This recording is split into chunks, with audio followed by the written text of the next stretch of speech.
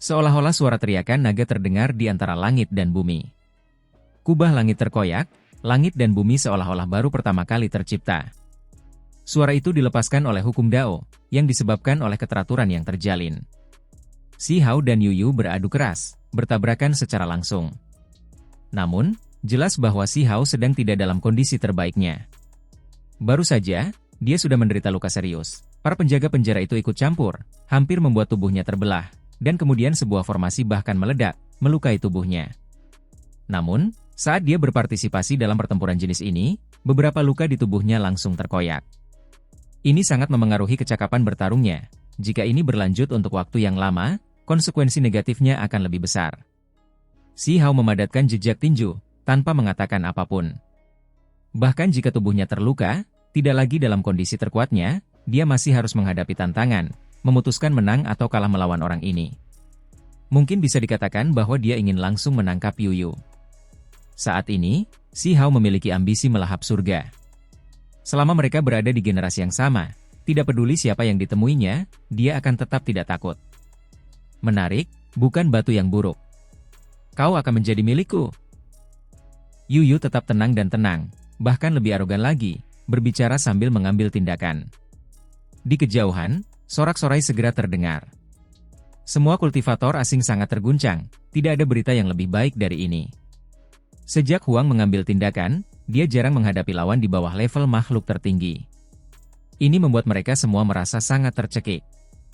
Sekarang, akhirnya ada seseorang yang akan mengurangi kecemerlangannya. Kau berbicara terlalu cepat. Tubuh Si Hao terbakar dengan darah esensi. Dia segera mengobati luka-lukanya. Ini adalah luka tersembunyi yang diberikan kepala penjara padanya. Sementara itu, ekspresi kepala penjara di kejauhan terus berubah. Mereka cukup khawatir, jika Si Hao kalah, maka itu sudah cukup, semua orang akan senang. Namun, jika dia menang, maka itu benar-benar akan memicu badai bencana. Mereka semua menatap arena, tidak ingin membiarkan semuanya berjalan seperti yang diinginkan Huang. Ayo! Ekspresi Yuyu dingin. Pada saat itu, kelima jarinya terbuka, lalu dia membentuk jejak tinju. Cahaya gelap muncul, lalu segera setelah itu, kegelapan menutupi segalanya, mengelilingi tempat ini seperti awan gelap.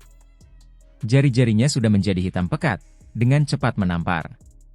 Pada saat itu, langit dan bumi menjadi tidak jelas, seolah-olah malam telah turun. Sulit untuk melihat apapun. Tinju penciptaan surga. Ekspresi semua orang berubah. Ini adalah jenis metode leluhur yang terkenal, hanya klan Kaisar Yuyu yang memilikinya. Itu dikenal sebagai tinju penciptaan surga, yang memiliki kekuatan penciptaan dunia. Hong! Benar saja, ketika kegelapan tiba, tempat itu tiba-tiba meletus, dengan cepat menjadi cemerlang. Seolah-olah surga sedang dibuka, kegelapan terkoyak, menampakkan cahaya. Kekuatan tinju ini terlalu besar. Itu sangat agung, cara yang mengesankan terus berlanjut. Namun, ketika menghadapi serangan ini, Si Hao tetap tenang. Dia menunjukkan 8 bentuk Buddha soliter, telapak tangan dan jari-jari saling menyerang, mencari kelemahan lawannya. Tinju dan telapak tangan bertemu, suara gemuruh hebat dilepaskan. Tentu saja, tubuh mereka tidak benar-benar bersentuhan, sebaliknya dikelilingi oleh hukum Dao. Itu adalah hukum alam Dao yang hebat yang saling berhadapan, rantai tatanan ilahi sejati. Setelah diperiksa lebih dekat, orang akan menemukan bahwa rantai melilit tangan dan telapak tangan mereka. Ini diciptakan oleh hukum Dao, hal yang paling berbahaya. Bentrokan semacam ini, satu kesalahan saja bisa mengakibatkan bahaya kehancuran. Hong! Setelah kedua belah pihak bentrok, cahaya meletus dalam sinar yang tak berujung, tempat ini langsung menjadi damai kembali. Mereka berdua menampakkan ekspresi aneh. Si Hao sebelumnya mengalami cedera, fondasinya retak, ini memiliki efek negatif yang besar pada tubuhnya dalam pertempuran ini. Siapa yang lebih diuntungkan? Di kejauhan, seseorang bertanya, memperhatikan dengan saksama. Makhluk asing itu benar-benar ingin Yuyu segera menang, menekan Si Hao. Namun, pikiran kepala penjara itu melonjak hebat, menampakkan ekspresi khawatir. Mereka tahu betul bahwa Si Hao tidak dalam kondisi puncaknya, fondasinya bahkan retak, berdampak negatif padanya, tetapi dia masih tidak menunjukkan tanda-tanda kalah. Tidak, kita harus menghentikannya, kita tidak bisa membiarkannya terus bertarung. kata seorang kepala penjara. Itu karena jika Huang mengalahkan Yuyu, maka ini akan menginjak-injak klan kaisar. Efek dari ini akan benar-benar menghancurkan, sangat mengerikan. Namun, tidak baik bagi mereka untuk benar-benar mengambil tindakan secara diam-diam, karena klan kaisar itu bukanlah individu biasa, yang benar-benar ingin menang atas Huang. Jika mereka menerima dukungan tersembunyi, orang-orang itu mungkin tidak akan merasa bersyukur. Cahaya warna-warni berkelap-kelip, bersinar dengan kecemerlangan yang tak tertandingi. Ini adalah serangkaian belenggu. Itu segera muncul, langsung mengikat Si Hao. Syukurlah, makhluk tertinggi mengambil tindakan. Seorang kepala penjara menyeka keringatnya. Bagaimana mungkin kota air hitam tidak memiliki makhluk tertinggi? Bahkan ada makhluk abadi di sini, semua demi mengawasi penjara bawah tanah. Mereka selalu memperlakukan tempat ini dengan serius sepanjang sejarah, mengawasi tempat ini dengan saksama. Baru saja, kepala penjara dengan cepat melapor kepada makhluk tertinggi, dan kemudian mereka segera menerima balasan. Si Hao pun terikat sekali lagi. Apa yang terjadi? Banyak orang berteriak. Kami menerima perintah dari makhluk tertinggi bahwa meskipun Huang adalah penjahat serius, dia tidak bisa mati, masih memiliki kegunaan yang besar. Seorang kepala penjara berbicara, terlebih lagi menjelaskan lebih lanjut, dengan mengatakan, makhluk tertinggi khawatir Huang akan dibunuh oleh para ahli muda klan kaisar, itulah sebabnya ini dapat dianggap sebagai jenis perlindungan. Mo Xian, He Ziming, dan beberapa orang lainnya menjadi terdiam ketika mendengar ini. Mereka berdua bertarung dengan intens, menang atau kalah belum diputuskan. Bagaimana mereka sampai pada kesimpulan bahwa Huang akan menderita kekalahan besar, apalagi dibunuh? Ini terutama terjadi ketika ini adalah seorang tahanan, apakah dia layak dilindungi? Namun, kelompok klan raja semuanya bersorak, sangat gembira, memperlakukan ini seperti keputusan yang menentukan, percaya bahwa ini benar. Hanya Si Hao yang menunjukkan seringai mengejek, sama sekali tidak kenal kompromi saat dia berkata, aku akan dikalahkan? Makhluk agung mulah yang menyadari sesuatu. Jika mereka terlambat selangkah, klan kaisar juga akan kembali menjadi debu, terbunuh. Ketika kata-kata ini diucapkan, secara alami itu memicu kekacauan, tempat ini menjadi berisik. Jika kamu tidak bisa menerimanya, lepaskan rantaiku, biarkan pertarungan berlanjut sampai akhir. Si Hao tidak peduli apakah dia akan dihukum atau menjadi sasaran, karena dia sudah berada di pihak lain, dia tidak pernah berharap untuk menerima perlakuan yang baik, itulah sebabnya dia tidak akan membiarkan dirinya dianiaya. Saat ini, kekacauan utama di sekitar Yuyu tersebar, mengungkapkan penampilan aslinya. Wajahnya halus seperti batu giok, sangat tampan, pria yang sangat tampan. Namun, ekspresinya tidak terlalu bagus, berkata, aku ingin terus bertarung, merasakan batu asah ini. Aku khawatir ini tidak akan terjadi. Ada perintah dari atas bahwa Huang tidak boleh dibiarkan mati, sementara ini juga merupakan persyaratan awal makhluk abadi. Seorang kepala penjara berkata sambil menggelengkan kepalanya. Meskipun klan kaisar berada jauh di atas, ketika anak-anak muda menghadapi makhluk tertinggi dan keberadaan abadi, mereka tetap tidak dapat melakukan apa yang mereka inginkan, harus menunjukkan rasa hormat. Yuyu mengenakan pakaian putih, tidak ternoda oleh setitik debu pun, dapat dianggap halus dan anggun. Namun, wajahnya agak dingin, sedikit merusak penampilannya. Gumpalan energi kacau masih melingkari tubuhnya. Dia berjalan ke arah Si Hao, pada akhirnya, dia bangkit dengan suara peng, menendang dada Si Hao dari atas, membuatnya terhuyung mundur, memuntahkan darah dari mulutnya. Yuyu datang tepat untuk Huang, tetapi dia terhalang, tidak dapat melanjutkan, jadi dia melampiaskan frustrasinya dengan cara ini. Beberapa klan raja asing bersorak, suara gemuruh menggema di tempat ini. Meskipun mereka tahu bahwa Si Hao terikat dalam rantai, tidak dapat melawan dengan kekuatan magis, mereka masih merasa sangat gembira saat melihat ini. Itu karena beberapa orang bias, percaya bahwa klan kaisar lebih kuat dari Huang. Kami datang tanpa hasil, tidak dapat mengambil tindakan lagi. Kata Yuyu dingin. Ekspresi Si Hao sedingin es, membawa kemarahan. Dia disegel oleh yang lain, tidak dapat menyerang, namun pemuda klan kaisar ini benar-benar menendang tubuhnya dari atas. Ini adalah jenis penghinaan. Apa? Kamu tidak bisa menerima ini? Sayangnya, tidak ada cara untuk membuka segelmu untuk beberapa saat. Kata Yuyu. Kamu benar-benar beruntung. Jika bukan karena aku yang disegel, kau pasti sudah kalah.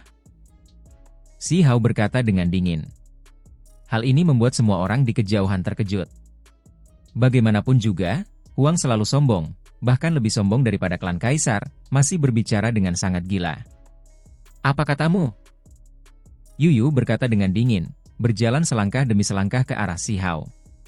Dia tidak hanya mengancam, dia ingin memeriksa lebih lanjut berbagai rahasia Si Hao. Kali ini, ada beberapa anak muda klan kaisar yang bergegas datang, semuanya memiliki tujuan ini. Banyak dari mereka telah mendengar bahwa Huang dianggap sangat penting oleh tingkat yang lebih tinggi, pasti memiliki beberapa rahasia, itulah sebabnya anak muda klan kaisar datang ke sini, ingin memahami hal-hal sedikit lebih jelas. Kau seharusnya memainkan peranmu sebentar saja. Yuyu berkata, dengan dingin menepuk bahu Si Hao, berkata, hiduplah dengan benar, aku akan datang dan mencarimu lagi. Peng! Namun, yang sama sekali tidak terduga adalah Si Hao tiba-tiba bertindak. Meskipun dia memiliki belenggu, dia tetap mengambil tindakan. Rantai dan yang lainnya menyegel kekuatan magisnya, tetapi dagingnya masih kuat. Dalam jarak sedekat itu, Si Hao mengunci Yuyu, menarik dengan sekuat tenaga. Ini terlalu tiba-tiba, melebihi harapan semua orang. Ini, apa yang terjadi? Semua orang melebarkan mulut mereka karena terkejut, tidak berani mempercaya ini. Daging Si Hao sangat kuat tak tertandingi. Kekuatan sihirnya disegel, tetapi dalam jarak sedekat itu, tubuhnya kokoh, sebenarnya masih memiliki sedikit kekuatan, cukup untuk menggenggam Yuyu dengan kuat. Batuk! Yuyu terbatuk, dia mulai sedikit panik. Itu karena dia tidak pernah menyangka bahwa dia akan berakhir seperti ini bahkan dalam mimpinya. Pihak lain masih membalas ketika dia tidak memiliki cara untuk mengerahkan kekuatan. Kenyataannya, Yuyu salah perhitungan. Bahkan jika seluruh tubuhnya bersinar, menggunakan kekuatan sihir yang kuat, dia tetap tidak dapat mengubah apapun untuk sementara waktu. Lepaskan aku! Yuyu berteriak, terlebih lagi menyerang Si Hao, menggunakan kekuatan sihir yang paling kuat. Dengan suara, jepeng, dia akhirnya melepaskannya. Leher Yuyu berdarah, lehernya hampir patah. Ini terlalu mengerikan. Meskipun Huang memiliki belenggu dan rantai di sekelilingnya, dia hampir membuat klan kaisar sangat menderita.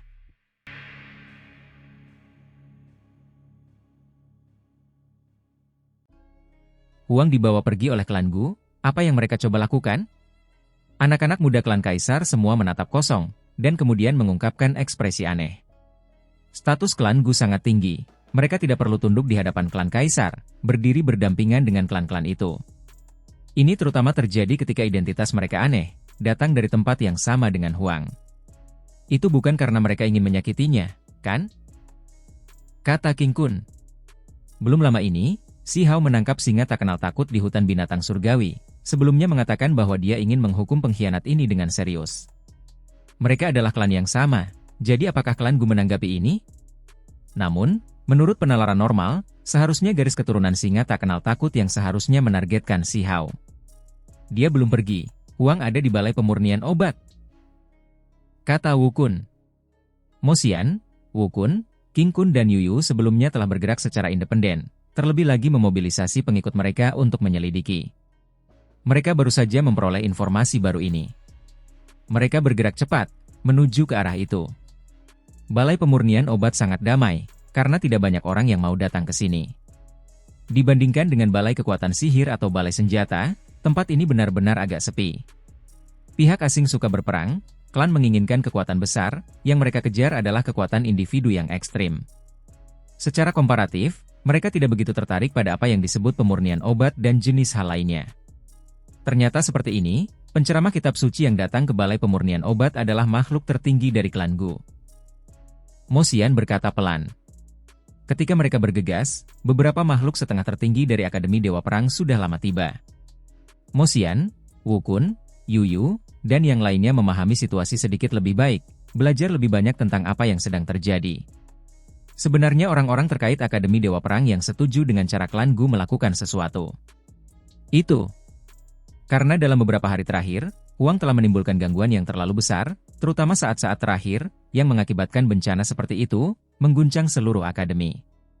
Bagi beberapa pengawas, ini tidak dapat ditoleransi. Mereka ingin menghukum Huang. Makhluk tertinggi klan Gu ingin membawa Huang pergi, membawanya ke tanah kuno klan Gu, memeriksa dengan saksama beberapa hal di masa lalu. Klan tersebut telah meninggalkan 9 surga terlalu lama, mereka ingin belajar tentang beberapa hal dari Si Hao. Namun, Ada beberapa orang dari Akademi Dewa Perang yang tidak terlalu bersedia, khawatir klan Gu mungkin bertindak terlalu keras, melumpuhkan Si Hao. Setelah beberapa diskusi, mereka menahan Huang untuk sementara waktu di Balai Pemurnian Obat. Ada desas-desus bahwa beberapa petinggi menyetujui permintaan klan Gu. Ada beberapa yang khawatir bahwa metode klan Gu terlalu keras, itulah sebabnya mereka menentangnya. Itulah kesimpulan yang mereka dapatkan setelah memahami situasinya lebih dalam. Raja-raja abadi itu masih belum kembali setelah memasuki tanah pemakaman kuno, atau Huang pasti sudah lama diserahkan kepada mereka. Saat ini, para petinggi memiliki makhluk abadi yang mengawasi dunia ini, tetapi mereka tidak tahu mengapa klan Gu menginginkan anak muda ini, sehingga tidak berani bertindak gegabah. Dengan kata lain, sebelum raja-raja abadi itu kembali, para petinggi saat ini terbagi dalam cara menghadapi Huang. Ini tidak baik, kita tidak bisa langsung menghancurkannya, atau kita akan kehilangan mitra pelatihan yang penting. Kata Wu Kun. Leluhur kuno Anlan dan Shutuo yang tak tertandingi menuju wilayah pemakaman, tetapi Raja Scarlet seharusnya masih berada di pihakku, kan? He Ziming berbicara. Raja Scarlet dikenal sebagai individu yang sangat kejam.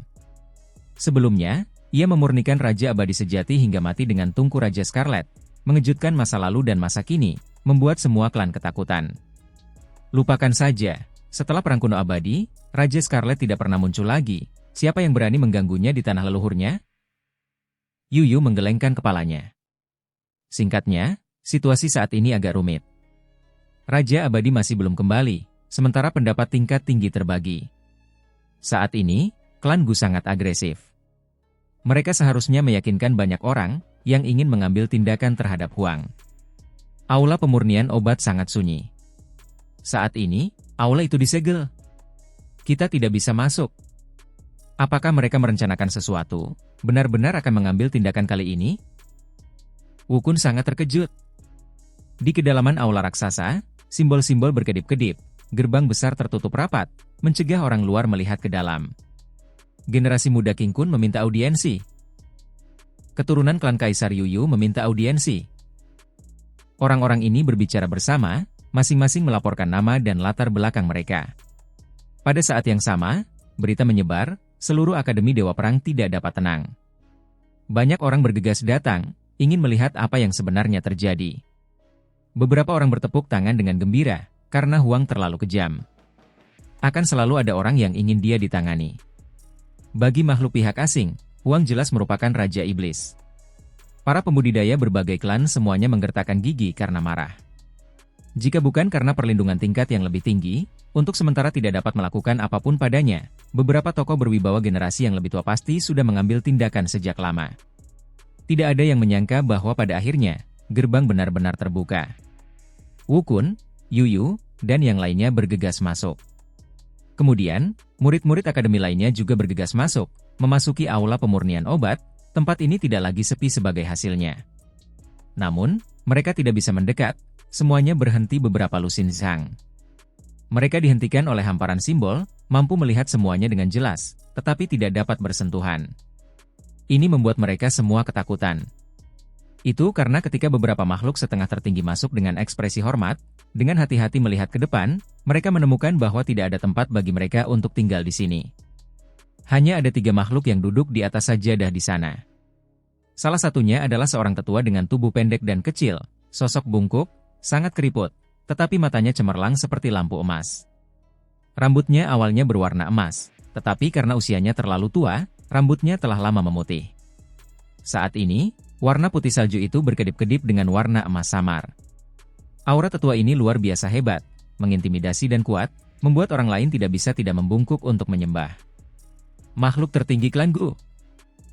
Yu Yu terkejut, pada saat yang sama, dia sangat tergerak. Klan ini benar-benar sangat kuat, benar-benar sebanding dengan klan Kaisar. Selain itu, ada seekor singa tua dalam bentuk binatang. Ia tidak berubah menjadi bentuk manusia. Bulu keemasan bersinar di sekujur tubuhnya. Ia sangat tua, matanya membawa perubahan besar. Bagian yang paling unik adalah bahwa meskipun singa itu dalam bentuk binatang, ia seperti seorang biarawan kuno, duduk di sana, tidak bergerak. Makhluk tertinggi garis keturunan singa yang tak kenal takut. He Ziming mengungkapkan ekspresi aneh. Selain itu, ada seorang biarawan sungguhan. Ketika matanya terbuka dan tertutup, cahaya darah berkedip-kedip. Cahaya Buddha bersinar di belakang kepalanya, tetapi itu hitam. Makhluk tertinggi garis keturunan biksu kuno yang jatuh. Mata indah Mosian berkedip-kedip dengan cahaya ilahi. Ada 3 makhluk tertinggi yang hebat di sini. Nenek moyang mereka semua sebelumnya dari 9 surga. Sekarang, ketiga klan ada di sini, apa yang akan mereka lakukan? Setelah memeriksa tempat ini dengan saksama, menyimpulkan di mana Huang berada, anak-anak muda klan Kaisar semuanya terkejut. Adapun para siswa yang datang kemudian, mereka semua juga tercengang, menatap tungku obat di depan ketiga orang itu. Apakah mereka ingin memurnikan Huang? Tubuh Wukun lebih tinggi dari 1 shang, seperti pilar logam. Tubuhnya gemetar, merasa seperti semuanya telah menjadi besar. Perbedaan pendapat di tingkat yang lebih tinggi terlalu besar, seseorang benar-benar ingin memurnikan Huang. Keluarga yang datang dari 9 surga mencoba untuk bergerak lebih dulu, lebih proaktif daripada yang lain. Yuyu mengungkapkan ekspresi terkejut. Ada tungku obat di sana, tampak kuno dan kusam. Ada api yang menyala di bawah, tutup tungku di atasnya tertutup rapat. Semua orang tidak bisa tidak mengaitkan ini dengan situasi yang menakutkan bagi Huang. Saudara-saudara Dao, harap lebih berhati-hati. Tepat pada saat ini, sebuah suara terdengar. Orang lain tiba di aula tanpa suara, muncul di atas sajadah keempat. Jika kita ingin mencari rahasia di dalam pikirannya, ini adalah satu-satunya cara. Jika tidak, kita akan memicu batasan di lautan kesadarannya, sehingga membuatnya meledak sampai mati. Makhluk tertinggi klan Gu mengangguk. Di bawah tungku obat, api melonjak, suhunya menjadi semakin menakutkan. Ini bukan api ilahi biasa, melainkan yang terbentuk dari hukum Dao. Saat ini, justru makhluk tertinggi klan Gu yang secara pribadi mengendalikan api Dao, memanaskan tungku kuno. Jika Huang dibawa ke klan saya, disempurnakan dengan tungku Yin Yang, saya hampir dapat menjamin keberhasilan. Dunia akan terbalik, semua misterinya terungkap. Kata makhluk tertinggi klan Gu. Jika memang tidak ada jalan keluar, bawa saja dia ke klan Gu. Makhluk di atas sajadah keempat berkata. Hong! Tungku itu melepaskan cahaya warna-warni ilahi yang cemerlang. Karena telah disempurnakan hingga saat yang krusial, seluruh tungku itu melepaskan cahaya keberuntungan yang tak berujung, melonjak dengan energi esensi dan kecemerlangan warna-warni. Senior, Huang ada di dalam tungku itu? Saat ini, seseorang bertanya, mencari konfirmasi. Itu karena mencurigai adalah satu hal, melihatnya sendiri adalah hal lain. Benar. Biksu kuno yang jatuh itu mengangguk, cahaya gelap bersinar dari belakang kepalanya, pancarannya mengintimidasi. Tungku itu berkilauan, situasi di dalamnya terlihat jelas. Semua orang melihat Huang, dia benar-benar sedang disempurnakan. Semua orang agak tercengang. Makhluk tertinggi klan ini benar-benar akan membuat Huang mati di sini? Disempurnakan dalam tungku ilahi jenis ini, seharusnya sulit baginya untuk mendapatkan akhir yang baik. Karena kalian semua datang, aku akan berbagi sedikit pengetahuan kitab suci. Makhluk tertinggi klan Gu berbicara. Dia kadang-kadang datang ke sini untuk memberikan ajaran, tetapi tidak banyak orang yang menyukai penyempurnaan pengobatan. Mereka semua mencari kekuatan yang luar biasa. Itu adalah kesempatan langka bagi begitu banyak orang untuk berkumpul. Tentu saja, dia juga tahu bahwa orang-orang ini tidak datang untuk mendengarkan kitab suci. Kalian semua berjalan di jalan yang berliku-liku, mencari kekuatan secara membabi buta, mengabaikan banyak hal penting. Kalian semua harus datang ke sini sedikit lebih lama untuk mendengarkan kitab suci Dao Agung. Kata makhluk tertinggi klan Gu. Kemudian, dia mulai memberi ceramah tentang kitab suci. Segera setelah itu, banyak orang tergerak. Kultivasi seperti proses memetik obat. Lebih tepatnya, Dao Agung juga seperti pengobatan. Kalian semua harus melihat bahwa hari ini, memurnikan Huang di dalam tungku itu seperti memanen obat mujarab manusia. Jika dilakukan dengan benar, itu dapat menumbangkan Yin dan Yang, menjungkir balikan dunia. Di dalam tungku itu, tubuh Si Hao sedang dilarutkan. Misalnya, energi darah merembes keluar dari tubuhnya, kulit dan dagingnya dimasak. Energi saripati putih murni mengalir keluar dari dalam tubuhnya, mengalir deras, menyebar seperti energi darah. Memanen obat mujarab manusia. Apakah mereka mencoba memurnikan berbagai kekuatan tersembunyi di dalam tubuh Huang? Segera setelah itu, mereka menemukan bahwa tungku obat ini sangat istimewa. Energi Yin dan yang bergerak di dalamnya, mulai menghancurkan tubuh Si Hao, benar-benar memisahkannya menjadi lembaran-lembaran. Di dalam tubuhnya, bunga-bunga obat mekar satu demi satu, Setiap bagian daging yang dikeluarkan mengandung bunga-bunga obat mujarab tubuh manusia yang misterius. Akhirnya, tengkoraknya juga dikeluarkan, memperlihatkan roh purba yang dimasak dan dimurnikan di sana. Apakah ini benar-benar berhasil? Di dalam aula, orang lain muncul tanpa suara, duduk di atas sajadah kelima, gumpalan energi abadi mengelilinginya. Kemudian, yang keenam datang, statusnya sangat tinggi, diduga berasal dari klan kaisar. Dia berkata, bahkan jika itu mengakibatkan kegagalan, keselamatannya harus dipastikan, roh primordialnya tidak boleh dibiarkan rusak. Jika itu benar-benar tidak berhasil, maka kita akan menuju klan Guemyu, menggunakan tungku yin yang dapat membalikkan alam semesta. Dia tidak akan mati, meskipun kita sedang memanen obat mujarab tubuh manusia, mungkin itu bahkan dapat membantunya. Makhluk tertinggi garis keturunan singa tak kenal takut berkata dengan dingin, sedikit tidak puas, merasa seperti ini terlalu baik kepada Huang. Klan Guku yang melaksanakan ini, jadi kami secara alami memiliki kepercayaan diri. Sudah cukup jika semua orang hanya menonton. Jelas bahwa nada bicara klan Gu tenang, tetapi juga tegas.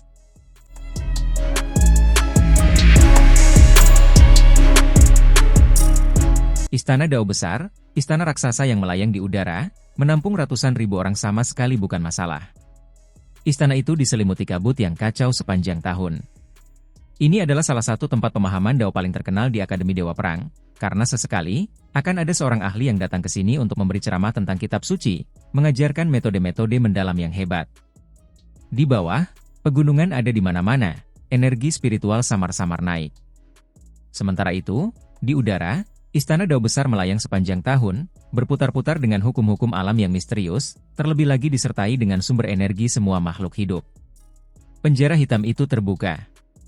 Si Hao dan sekelompok orang dibawa keluar, pada akhirnya semuanya dikirim ke Istana Dao besar. Bagi sebagian dari mereka, ini bukan pertama kalinya mereka datang, misalnya, sapi barbar tua itu.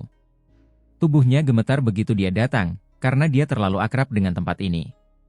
Setiap kali, dia harus mengalami siksaan berdarah. Tidak mudah baginya untuk bertahan hidup sampai sekarang. Ini adalah tempat di mana kitab suci diajarkan, tanah untuk pemahaman Dao. Pada saat yang sama, tempat ini memiliki arena pertarungan. Istana raksasa itu cukup luas, mampu menampung ratusan ribu orang pada saat yang sama. Sementara itu, Akademi Dewa Perang hanya mengizinkan 1.000 orang untuk bergabung. Mereka dapat mendengarkan kitab suci Dao, memahami Dao Agung sepanjang tahun. Itulah sebabnya tempat ini masih sangat luas, tidak akan terisi penuh, apalagi dengan cukup banyak area untuk bertukar petunjuk. Di depan, ada area yang dipenuhi dengan sajadah. Tidak terlalu banyak atau terlalu sedikit, totalnya 1.000. Dan sekarang, ada ratusan orang yang duduk di sana, saat ini mendengarkan ceramah makhluk tertinggi tentang Dao. Semua jenis pemandangan tidak teratur muncul di sini, hukum Dao berubah menjadi naga, menari-nari, tatanan alam berubah menjadi teratai emas Dao Agung, mekar di udara. Selain itu, ada garis-garis cahaya keberuntungan yang tak berujung, naga dan burung phoenix menangis. Selain itu, selama proses ini, Dao Agung bergemuruh. Seolah-olah langit dan bumi sedang terbuka, sejumlah besar simbol memenuhi udara, hal-hal yang paling mendasar. Si Hao terkejut. Meskipun dia datang terlambat, ceramah kitab suci mencapai akhir, dia masih merasakan jenis kekuatan yang luar biasa, memberinya dorongan untuk memahami Dao. Setelah berceramah tentang kitab suci, orang itu menghilang tanpa suara. Dikabarkan bahwa meskipun orang ini adalah makhluk tertinggi, dia telah menyentuh domain abadi, akan mengambil langkah itu cepat atau lambat. Bagi sekelompok anak muda, dia berceramah tentang Dao sudah cukup. Setelah makhluk tertinggi pergi, beberapa tokoh muncul di sekitar platform Dao, menghadap para pendengar, bertanya kepada mereka apakah mereka memiliki sesuatu yang membingungkan. Usia orang-orang ini tidaklah muda, sudah menginjakkan 1 kaki di alam maha tinggi, kultivasinya luar biasa. Mereka bukan guru, tetapi mereka dapat membantu para pendengar mengatasi kebingungan mereka. Senior, saya agak bingung, ketika potensi makhluk benar-benar habis. Benar saja, ketika guru sejati itu pergi, para pendengar ini terbagi menjadi beberapa kelompok, mengelilingi orang-orang itu, meminta bimbingan. Beberapa dari mereka memiliki banyak pertanyaan, para tetua menjawab dengan sabar. Itu bervariasi dari orang ke orang, potensi setiap orang berbeda. Hanya dengan terus-menerus menerobos dan membuka perbendaharaan tubuh, seseorang dapat secara bertahap benar-benar melihat batas-batas mereka sendiri. Seorang tetua berkata, Kemudian, dengan lambaian tangannya, dia memilih satu dari para petarung.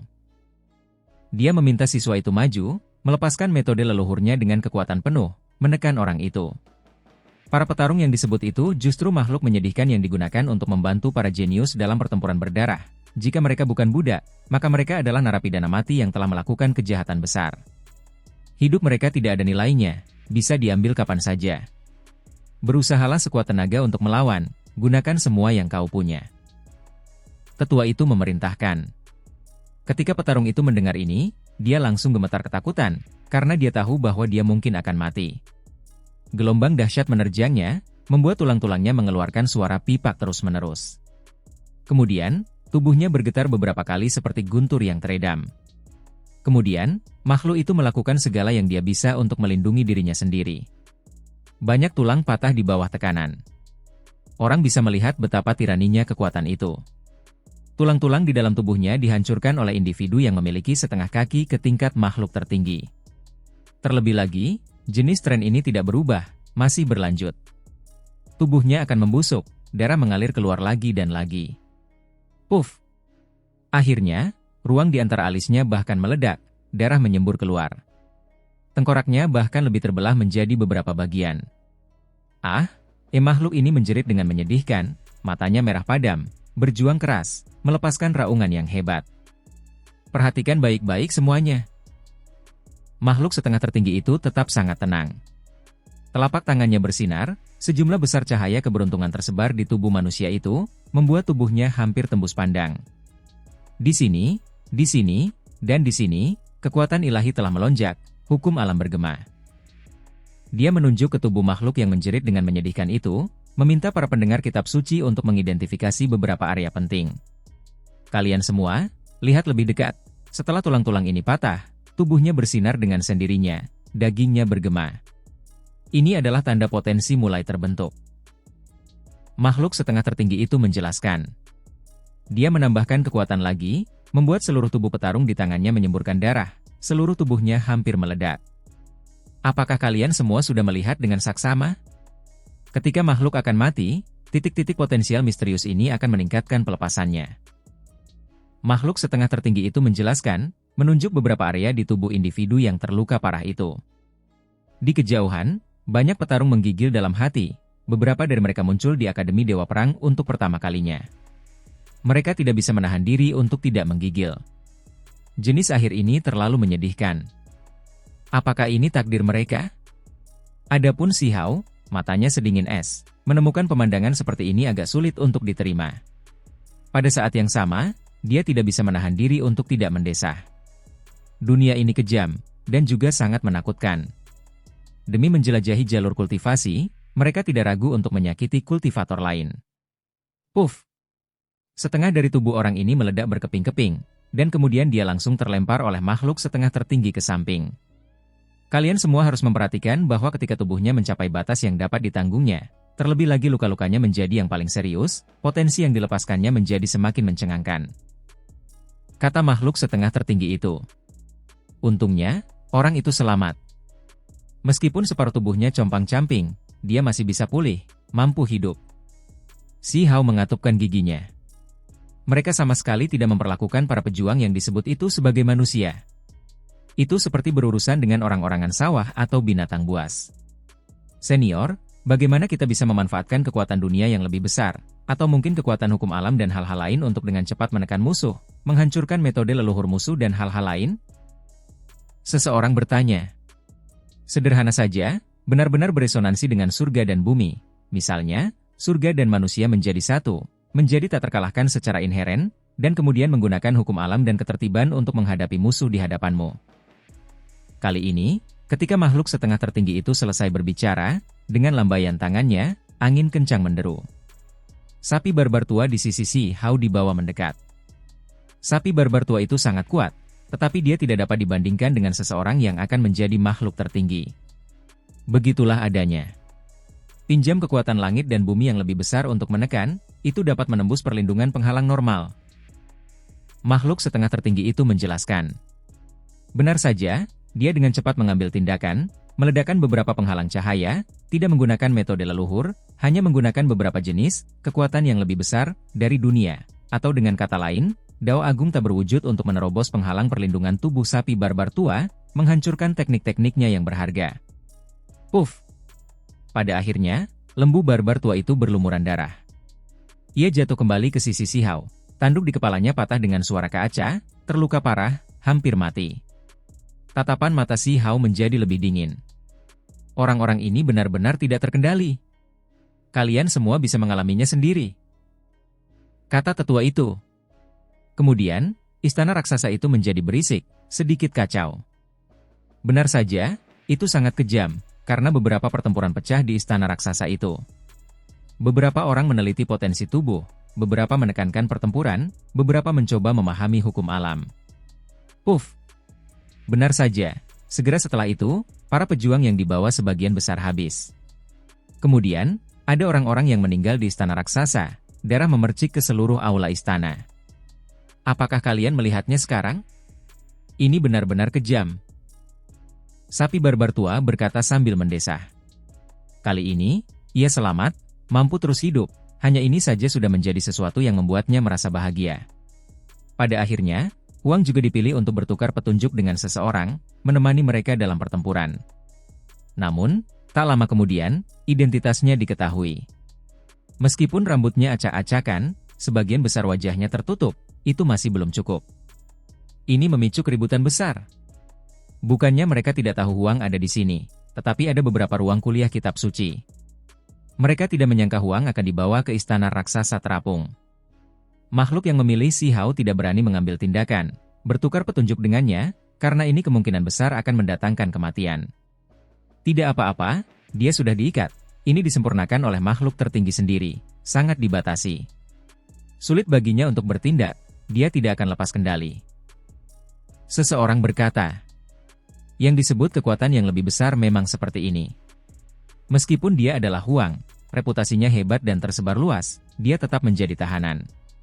Saat ini, kalian semua dapat mentransfer kekuatan alam yang lebih besar di dunia untuk mencoba dan menekan Huang, kata makhluk setengah tertinggi itu.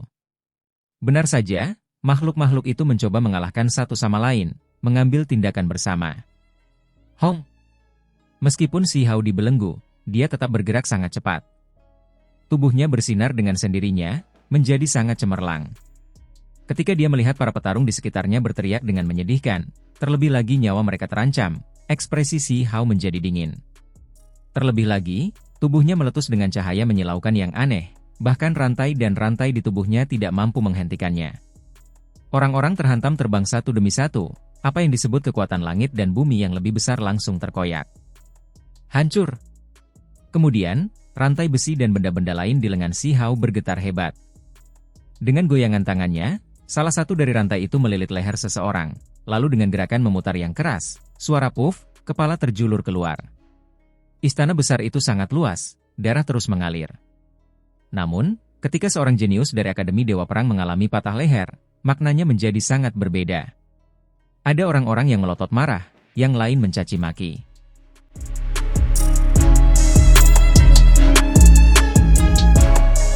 Seorang jenius terbunuh di istana Dao besar, kepalanya tertunduk, pemandangannya sangat mengejutkan di dalam gumpalan kabut kekacauan primal.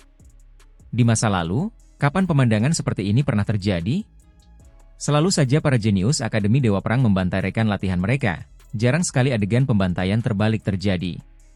Bahkan jika ada kejadian tak terduga, itu hanya luka-luka. Kapan para petarung berani membunuh murid-murid Akademi? Status para petarung yang disebut itu sangat rendah, tidak berharga apa-apa, jika bukan keturunan 9 surga, maka mereka adalah penjahat yang melakukan kesalahan besar. Huang berdiri di sana, rantai di lengannya meneteskan darah. Dia tidak bergerak, hanya berdiri di sana, menatap semua orang dengan dingin, tidak merasa takut. Istana Dao besar adalah tanah suci pemahaman Dao, kekacauan primal menyelimuti udara, hukum Dao melonjak, rantai tatanan ilahi terjalin. Namun, saat ini, suasananya agak menyesakan. Huang, kamu berani bertindak kejam? Seorang tetua berteriak dingin. Dia adalah makhluk setengah tertinggi yang bertugas menjernihkan kebingungan di sini. Meskipun dia bukan pengajar kitab suci sejati, statusnya masih tidak biasa. Ekspresi Si Hao acuh tak acuh, tidak memperhatikannya, hanya melihat murid-murid elit Akademi Dewa Perang. Lupakan saja, kita hanya bisa menyalahkannya karena lebih rendah dari yang lain. Tetua lain angkat bicara. Dia menatap kepala di tanah, mengerutkan kening dan berkata, kau masih belum bangun?" Namun, mata kepala itu terbuka lebar, aura kehidupan mulai menyebar, kepala tidak menyatu dengan tubuh. Semua orang khawatir, sangat terkejut. Wajah makhluk setengah tertinggi itu menjadi gelap, matanya sedingin es. Itu karena roh primordial orang itu telah tersebar, dapat dianggap benar-benar mati. "Jika bukan karena ada perintah dari atasan, aku akan segera membunuhmu. Bagaimana ini bisa ditoleransi?" Seorang tetua berteriak, jelas memiliki emosi yang meledak-ledak, matanya penuh amarah. Ekspresi Si Hao tetap tenang, hanya meliriknya, tidak memperhatikannya. Itu karena tidak ada gunanya apapun yang mereka katakan. Statusnya agak istimewa, paling tidak, dia tetap tidak akan langsung mati, tetapi keturunan 9 surga kurang dari sekadar orang-orangan sawah. Sebagai mitra tanding, mereka tidak tahu kapan mereka akan mati, setiap hari yang berlalu sulit. Tidak ada yang akan memperlakukan mereka sebagai makhluk yang setara di sini. Kita akan mengakhiri semuanya di sini hari ini.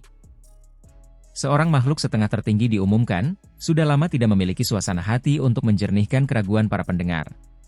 Kemudian, para tetua pergi, segera mengirimkan suara, meminta instruksi dari tingkat yang lebih tinggi.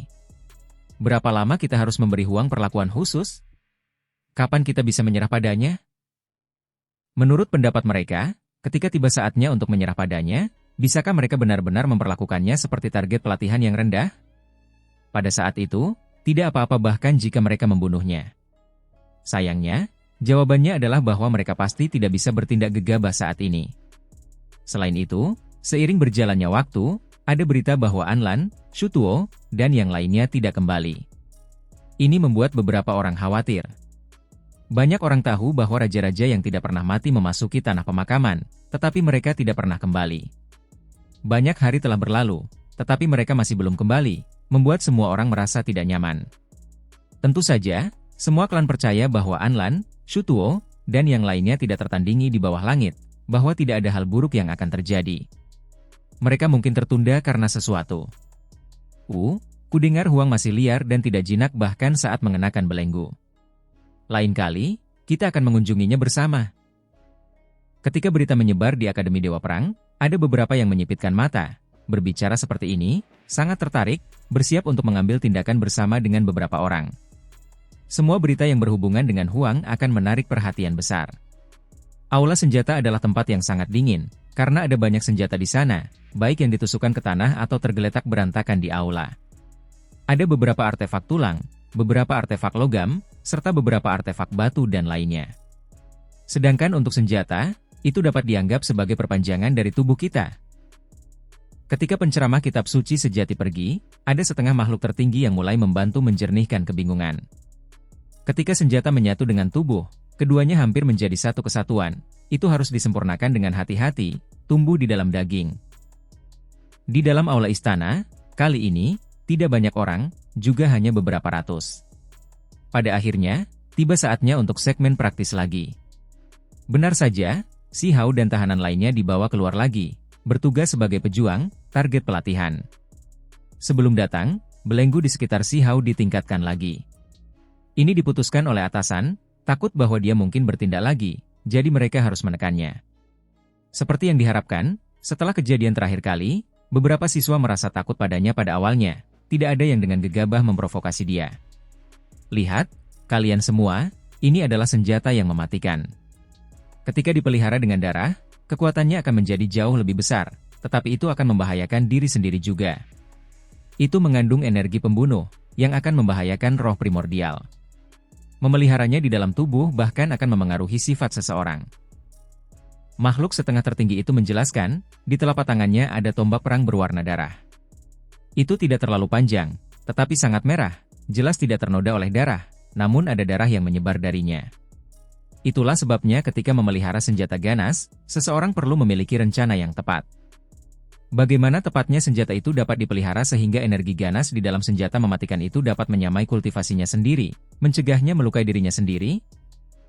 Ketika dia berbicara sampai di sini, makhluk setengah tertinggi itu melemparkan tombak darah. Itu berubah menjadi seberkas cahaya merah, Di bawah suara puf-puf, tombak itu terus-menerus menusuk beberapa mitra pelatihan. Beberapa orang berteriak dengan sedih, langsung meledak, dan kemudian berubah menjadi semburan darah esensi merah terang, memasuki senjata ganas itu. Ada beberapa yang tubuhnya mengerut dan mengering, energi darah benar-benar lenyap, tubuh mereka jatuh dengan kaku. Senjata ganas ini telah dipelihara selama bertahun-tahun, darah yang diserapnya sangat mencengangkan. Senjata itu sudah menjadi penuh karena meminum darah selusin orang. Jika meminum lebih banyak lagi, energi ganasnya akan melampaui batas. Makhluk setengah tertinggi itu menjelaskan. Ekspresi para petarung itu pucat pasi. Inilah yang paling tidak ingin mereka lihat, karena balai senjata lebih berbahaya daripada tempat lain, ada bahaya dibantai oleh senjata di setiap kesempatan.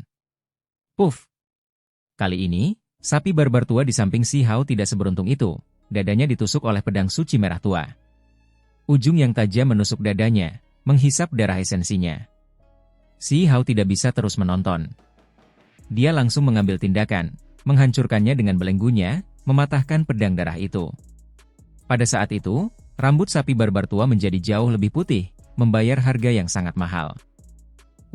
Aku lupa menyebutkan bahwa jika kalian semua ingin memelihara senjata ganas yang mendominasi, ada kesempatan untuk melakukannya hari ini. Makhluk setengah tertinggi itu berbicara, menunjuk Si Hao dan berkata, "Dia adalah Huang. Banyak orang seharusnya pernah mendengar atau melihatnya sebelumnya. Darahnya pasti sangat luar biasa. Jika kalian ingin senjata ganas untuk berubah, kalian semua dapat mencobanya di tubuhnya." "Aku sudah ingin mencobanya sejak lama." Seseorang menjawab. Ini adalah individu klan raja, tubuhnya kokoh seperti lonceng perunggu. Sementara itu, artefak magis yang dipegangnya adalah payung pengumpul surga, yang membawa pancaran darah. Ketika permukaan payung terbuka, itu akan menjadi sangat tajam. Semua senjata ganas hanyalah jenis artefak magis yang ekstrim. Orang normal tidak mau memeliharanya, karena itu akan membahayakan diri sendiri juga. Semua orang yang ingin terlibat dalam hal ini secara alami semuanya ekstremis. Jumlah orang yang memelihara artefak ganas dan berdarah sangat sedikit. Di sisi lain, karena ada beberapa klan yang sangat suka berperang, secara komparatif, ada lebih banyak yang melakukan ini. Sebelum datang ke sini, banyak orang sudah berkumpul, ingin mengambil tindakan terhadap Si Hao, memperlakukannya sebagai target latihan, membombardirnya dengan serangan ganas. Itulah sebabnya ketika salah satu dari mereka berbicara, sekelompok orang menanggapi. "Bunuh!"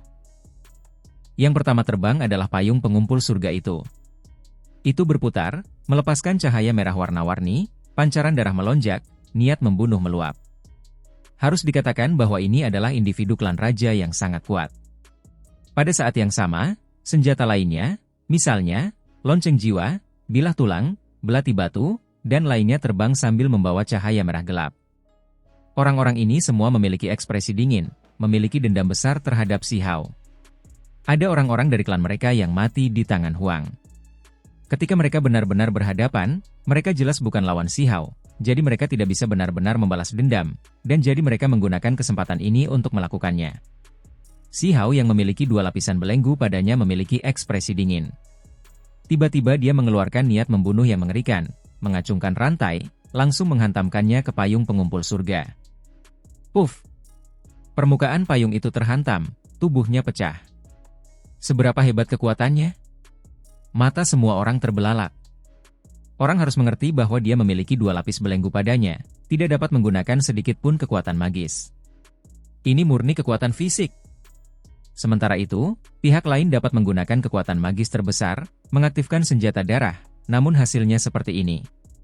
Ini membuat mereka semua menggigil dalam hati. Puff! Ini adalah klan raja yang batuk darah, karena senjata ganasnya hancur.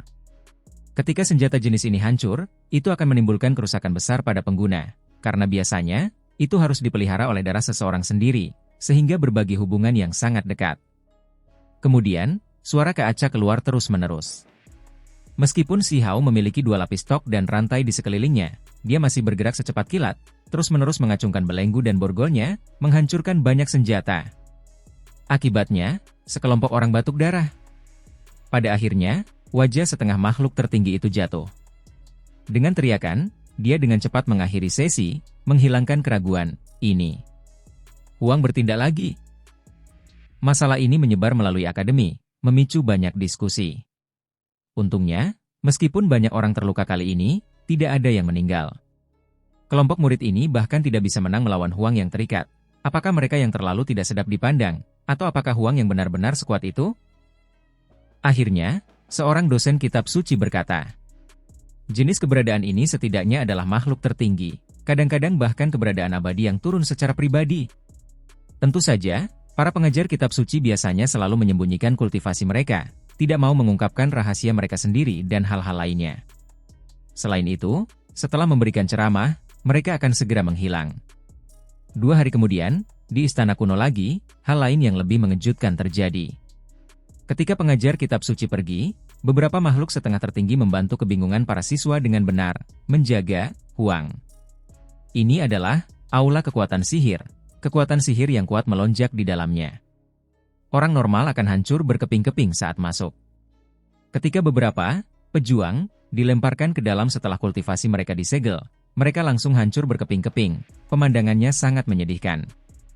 Anehnya, kali ini, mereka tidak menjadi rekan pelatihan, tetapi ini bahkan lebih mengerikan. Semua murid Akademi Dewa Perang mengoperasikan kekuatan sihir, maju ke kedalaman aula kekuatan sihir, menggunakan ini untuk melatih diri mereka sendiri, memeras kekuatan sihir yang lebih kuat dari dalam diri mereka sendiri. Selama waktu ini, Si Hao melepaskan stok dan rantainya.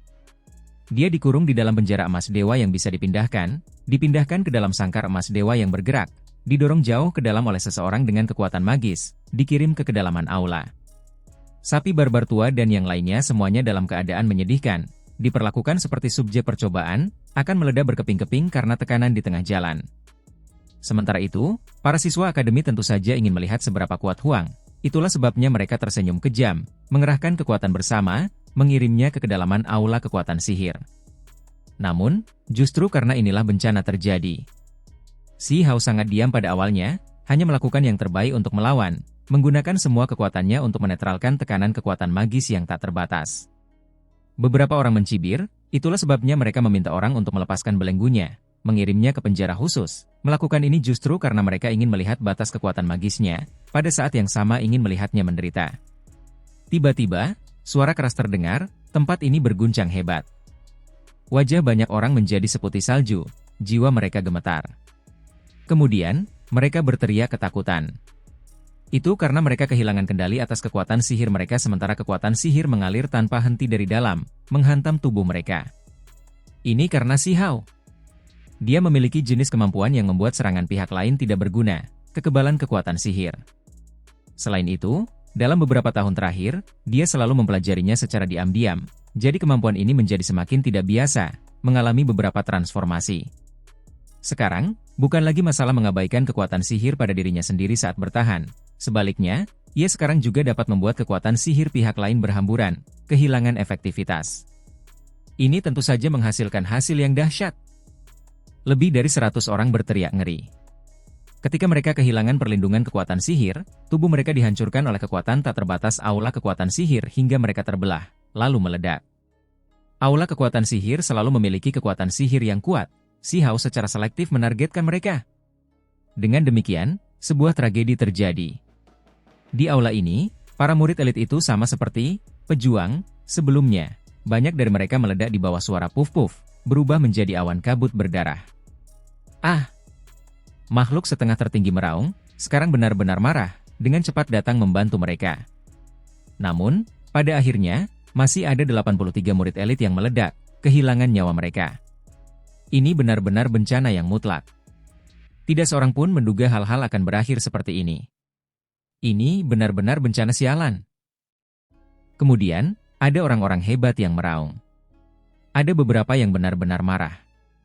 Ini hanyalah tawanan, namun pada akhirnya, murid-murid Akademi Dewa Perang mengalami kecelakaan lagi dan lagi, sekelompok orang meninggal sebagai akibatnya. Itu benar-benar tak termaafkan. Haha, menarik. Sudah saatnya bagi kita untuk bertindak. Akan sangat disayangkan jika kehilangan rekan latihan yang hebat seperti itu. Aku telah mencari sisa-sisa raja yang tidak mati ini selama ini, belum mencari Huang, namun dia menimbulkan kekacauan seperti itu. Sudah saatnya baginya untuk memenuhi tugasnya sebagai batu asah. Itulah kata-kata dari para pemuda klan Kaisar. Setelah orang-orang ini memasuki Akademi Dewa Perang, mereka tidak segera mencari Huang, melainkan menjelajahi tempat ini. karena ini adalah tanah suci yang ditinggalkan oleh seorang raja yang tidak mati. Namun, mereka datang selangkah terlambat. Apa? Klan Gu pindah, membawa Huang pergi. Klan Gu adalah klan yang setara dengan klan Kaisar, jauh di atas populasi normal. Mereka berasal dari 9 surga.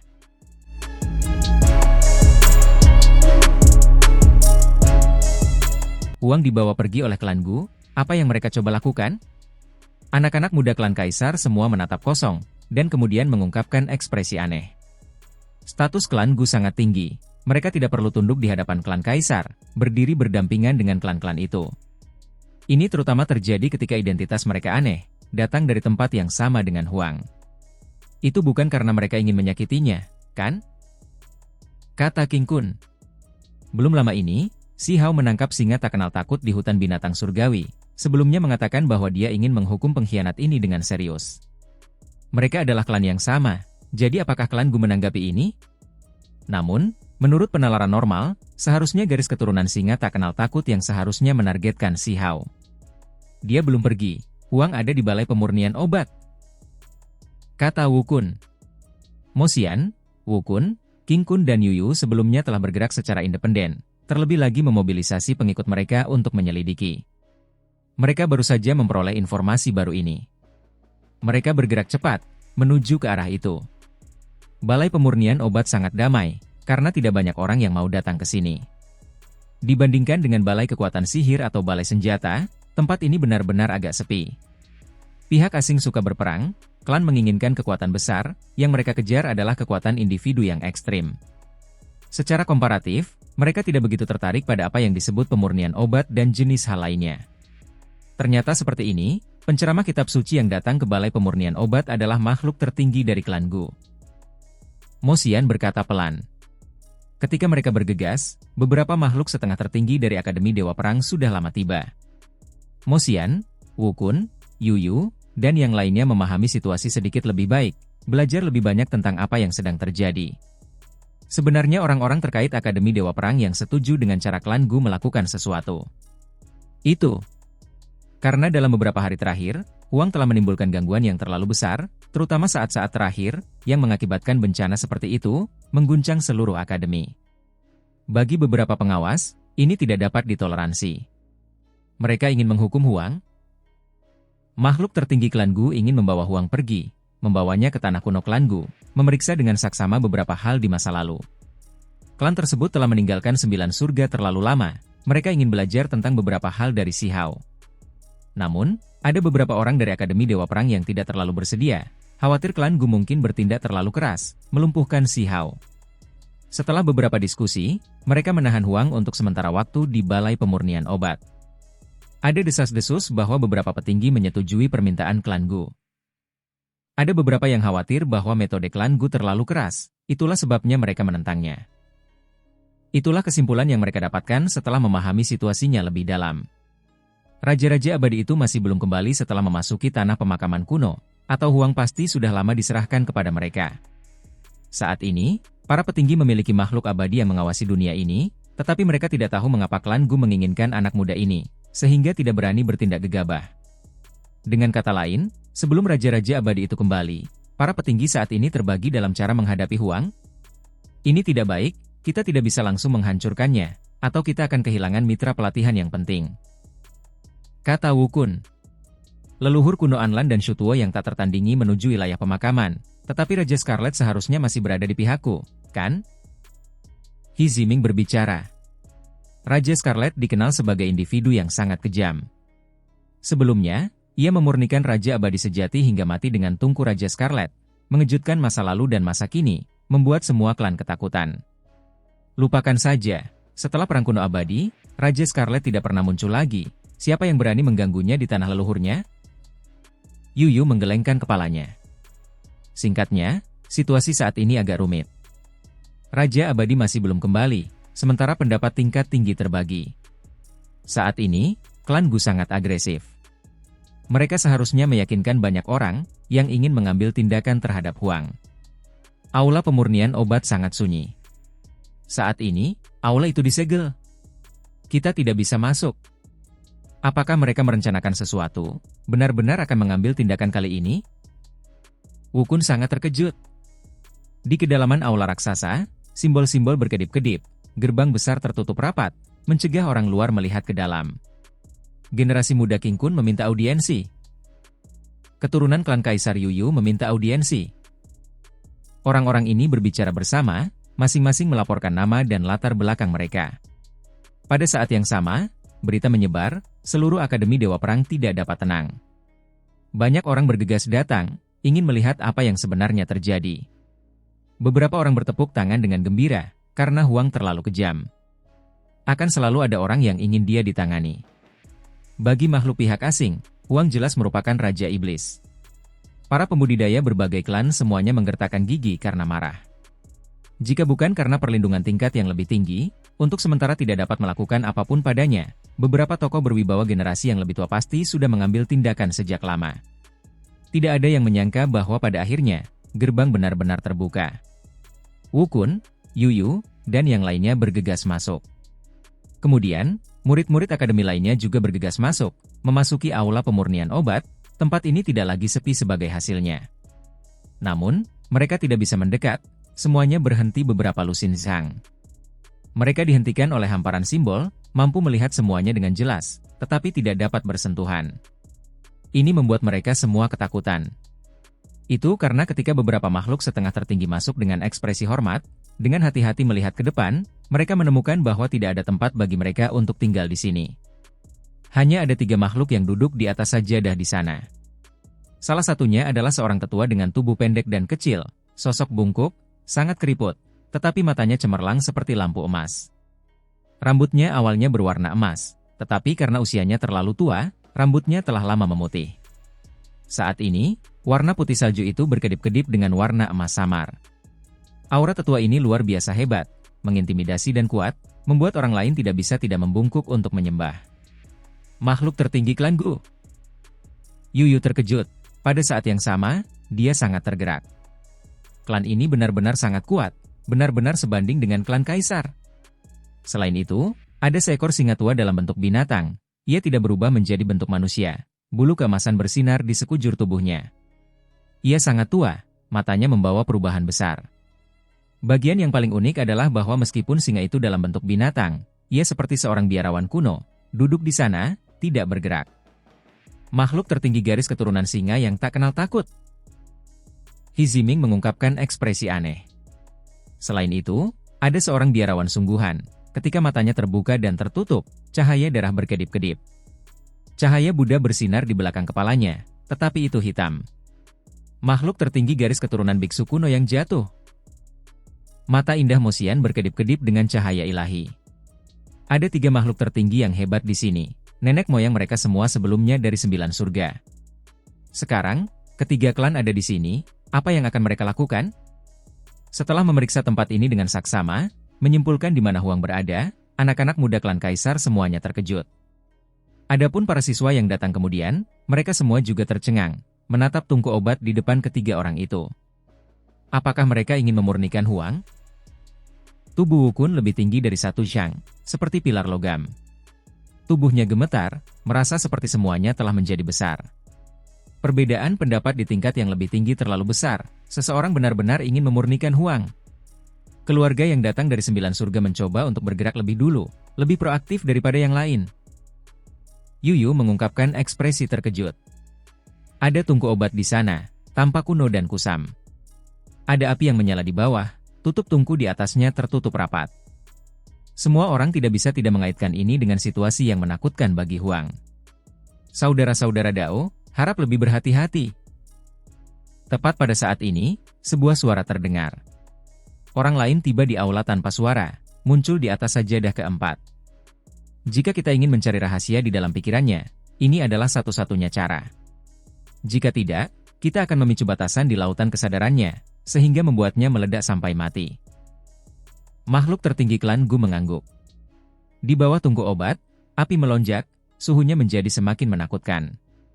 Ini bukan api ilahi biasa, melainkan yang terbentuk dari hukum Dao. Saat ini, justru makhluk tertinggi klan Gu yang secara pribadi mengendalikan api Dao, memanaskan tungku kuno. Jika Huang dibawa ke klan saya, disempurnakan dengan Tungku Yin Yang, saya hampir dapat menjamin keberhasilan. Dunia akan terbalik, semua misterinya terungkap. Kata makhluk tertinggi klan Gu. Jika memang tidak ada jalan keluar, bawa saja dia ke klan Gu. Makhluk di atas sajadah keempat berkata. Hong.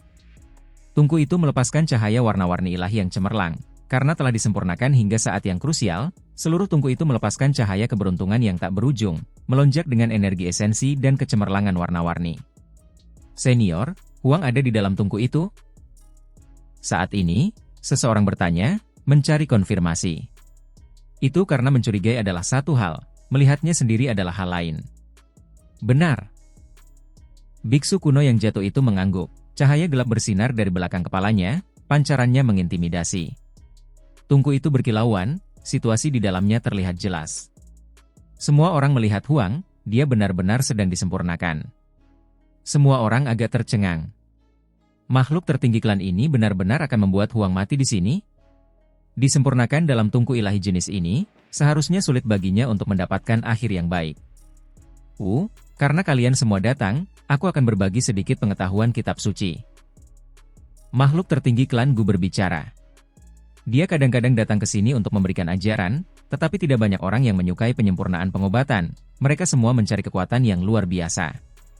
Itu adalah kesempatan langka bagi begitu banyak orang untuk berkumpul. Tentu saja, dia juga tahu bahwa orang-orang ini tidak datang untuk mendengarkan kitab suci. Kalian semua berjalan di jalan yang berliku-liku, mencari kekuatan secara membabi buta, mengabaikan banyak hal penting. Kalian semua harus datang ke sini sedikit lebih lama untuk mendengarkan kitab suci Dao Agung. Kata makhluk tertinggi klan Gu. Kemudian, dia mulai memberi ceramah tentang kitab suci. Segera setelah itu, banyak orang tergerak. Kultivasi seperti proses memetik obat. Lebih tepatnya, Dao Agung juga seperti pengobatan. Kalian semua harus melihat bahwa hari ini, memurnikan Huang di dalam tungku itu seperti memanen obat mujarab manusia. Jika dilakukan dengan benar, itu dapat menumbangkan Yin dan Yang, menjungkir balikan dunia. Di dalam tungku itu, tubuh Si Hao sedang dilarutkan. Misalnya, energi darah merembes keluar dari tubuhnya, kulit dan dagingnya dimasak. Energi saripati putih murni mengalir keluar dari dalam tubuhnya, mengalir deras, menyebar seperti energi darah. Memanen obat mujarab manusia. Apakah mereka mencoba memurnikan berbagai kekuatan tersembunyi di dalam tubuh Huang? Segera setelah itu, mereka menemukan bahwa tungku obat ini sangat istimewa. Energi Yin dan yang bergerak di dalamnya, mulai menghancurkan tubuh Si Hao, benar-benar memisahkannya menjadi lembaran-lembaran. Di dalam tubuhnya, bunga-bunga obat mekar satu demi satu.